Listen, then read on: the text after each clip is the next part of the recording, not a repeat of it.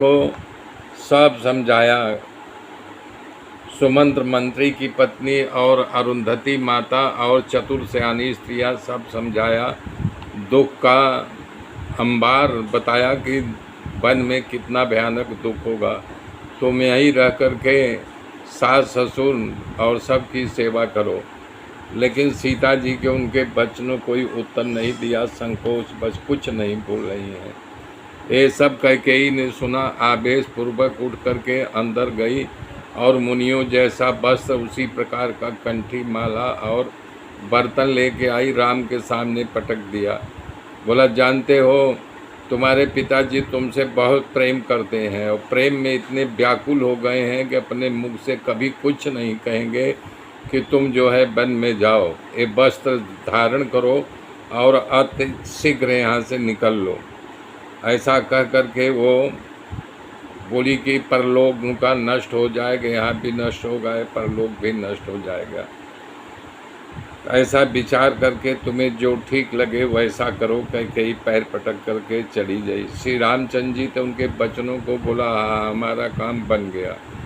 परंतु राजा दशरथ जब इन वचनों को सुना तो मूर्छित होकर के धरती पर गिर पड़े और बोले कि इस पापनी कैकेयी के प्राण क्यों नहीं निकल जा रहे हैं, इसका प्राण क्यों अटका हुआ है।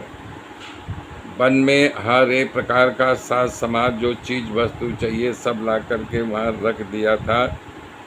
श्री रामचंद्र जी राजमहल से निकले, गुरु वशिष्ठ के दरवाजे के पास गए। गुरु वशिष्ठ जो है संदिग्ध थे, दुखी होकर के खड़े थे। उन्होंने सारे ब्राह्मण मंडलियों को बुलाया, सबको प्रणाम किया, वर्ष भर का सीधा सबको दिया, आदर दान और विनय से सबको अपने वश में कर लिया। याचकों को बुला करके दान दिया, सबको संतुष्ट किया, मित्रों को गले लगाया और प्रसन्नता पूर्वक जो है गुरु जी के पास सारे दास दासियों को बुलाए करके बोला, गुरु जी सबका सार संभाल रखते रहिएगा, सबका देख रेख करते रहिएगा, जैसे माता पिता लेते हैं वैसे सबका देख रेख करिएगा। श्री राम जी बारंबार हाथ जोड़ करके लोगों कोमल बाड़ी में कहे, मुझे सभी प्रकार से हितकारी जो है ऐसी चेष्टा करना ताकि हमारे पिताजी सुखी रहें।